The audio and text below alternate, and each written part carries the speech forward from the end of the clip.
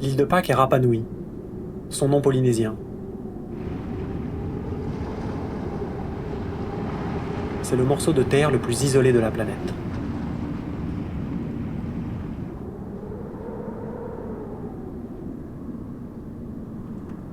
Durant un mois, Karine, Lou, Shadé et moi parcourons cette fière terre qui se dresse au milieu de l'océan Pacifique.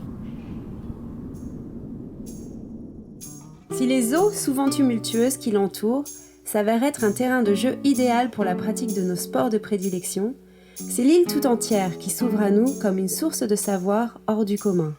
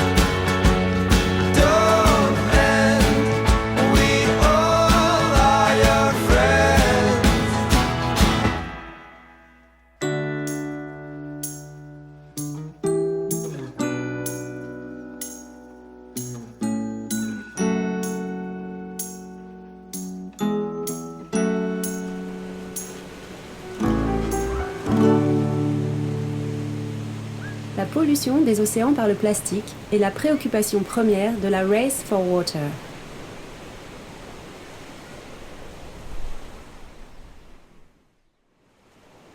La Fondation nous a donné rendez-vous à l'île de Pâques, où son trimaran fait escale.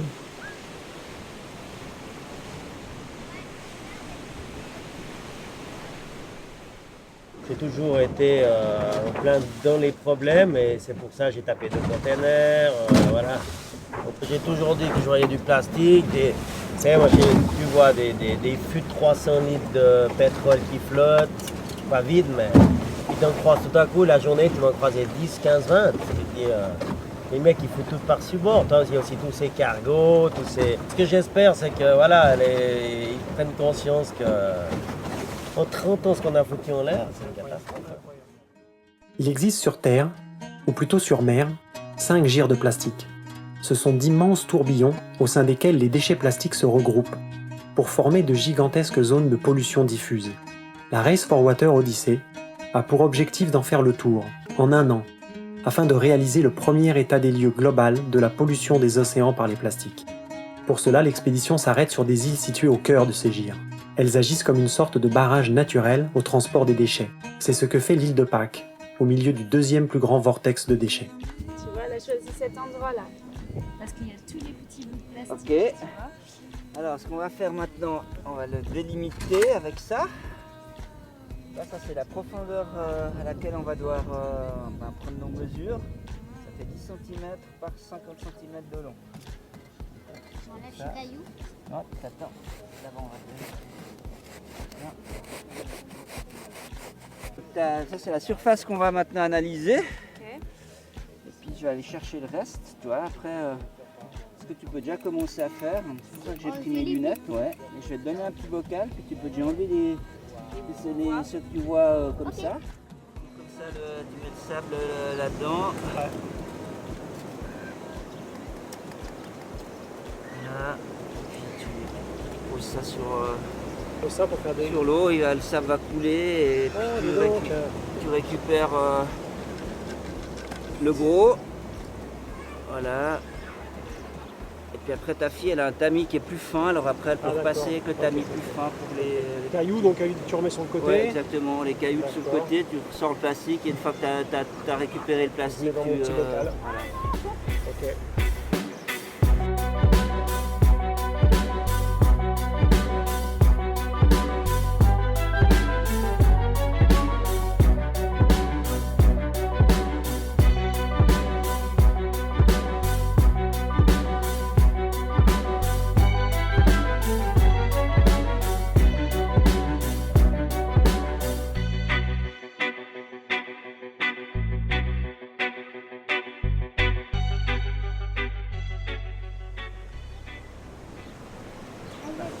montre ce que tu as eu vite fait en creusant comme ça depuis 1 heure.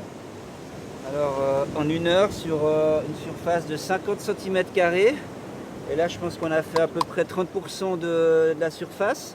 On a déjà, si on additionne les deux, on a déjà un bocal plein. Ça c'est 50 cm². 50 cm², 10 cm de profond, et on a fait à peu près 30% du quadra, ce qu'on appelle quadra. Donc je pense que sur le quadra complet, on va certainement avoir 4 bocaux comme ça, sur 50 cm². Donc on imagine sur la surface de la plage, ce sont des millions de petites particules. Ces millions de particules finissent aussi dans le ventre de milliers d'oiseaux. Ces images des îles Midway ne laissent pas indifférents les enfants avec qui nous avons rendez-vous aujourd'hui. C'est quoi comme oiseau? C'est des albatros.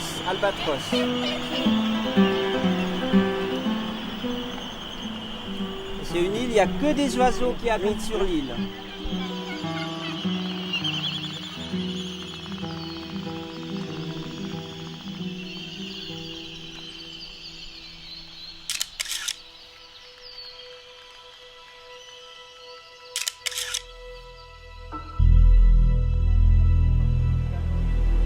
Ça va être le plastique dans l'estomac.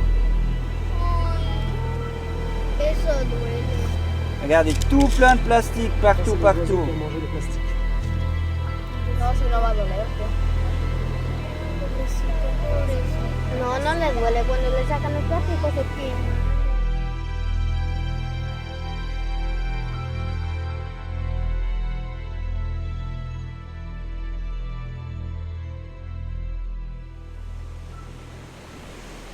Pouvoir montrer à ses enfants sur leur plage où ils viennent depuis tout le temps que la plage est jonchée de plastique, et ensuite sur son film montrer que les oiseaux, quand ils les mangent, ils meurent. Et je crois que c'est fort pour eux, c'est quelque chose dont ils se souviendront tout le temps. Donc vous comprenez bien maintenant pourquoi le plastique... Quiere decir que una botella grande al principio, con todo el sal y el sol y el movimiento del mar, poco a poco se pone se corta y al final sale así. Al final queda como un pedacito. Ok. Son la nueva generación y el futuro de la tierra depende de ustedes. Y así ustedes pueden enseñar también a sus amigos o a su familia a veces de no botar el plástico en la naturaleza.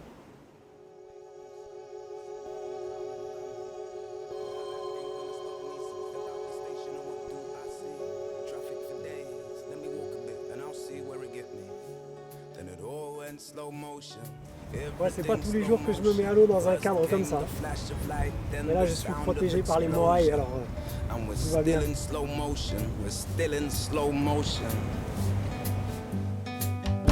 On these streets where I played, and these trains that I take, I saw fire. But now I've seen the city change in oh so many ways. Since the days of fire. The days of fire. In what way did the appearance or actions of this man arouse the suspicion that he was about to detonate a bomb? Now I'm on the train going that way. There were too many people coming this way. Delayed trains, didn't plan for death on the subway. So I step out the station, Brazilian name all over TV. Realization, I was on the next train, could have been me.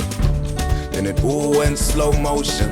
Everything slow motion. First the flash of light, then the rise of emotion. And I'm still in slow motion, I'm still in slow motion.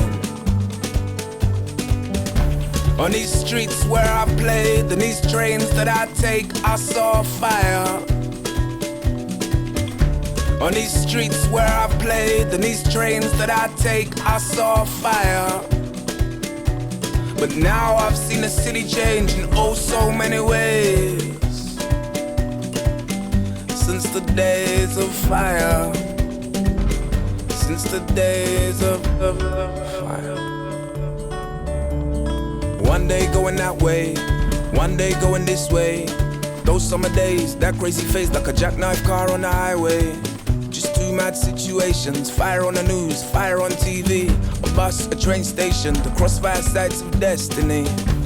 Now it's all gone slow motion, everything slow motion. The lights gone out, I feel no more emotion. I'm all out of emotion, I'm out of emotion. On these streets where I played, and these trains that I take, I saw fire.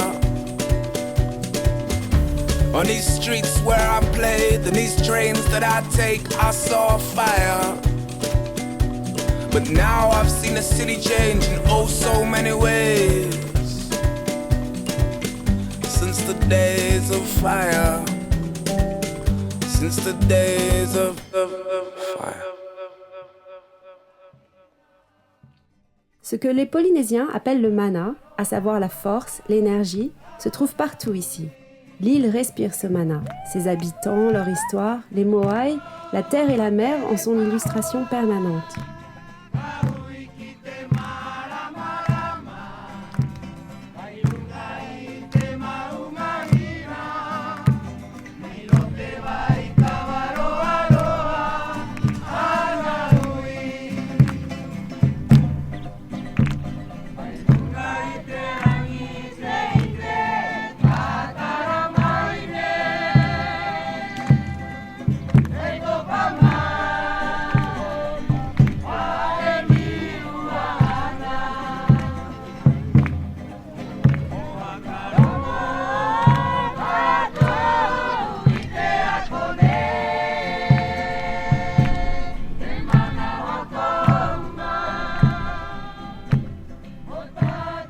À l'heure de quitter Rapa Nui et la Race for Water Odyssey, nous prenons conscience qu'il n'y a plus aujourd'hui de petits coins perdus à l'autre bout du monde, de paradis oubliés.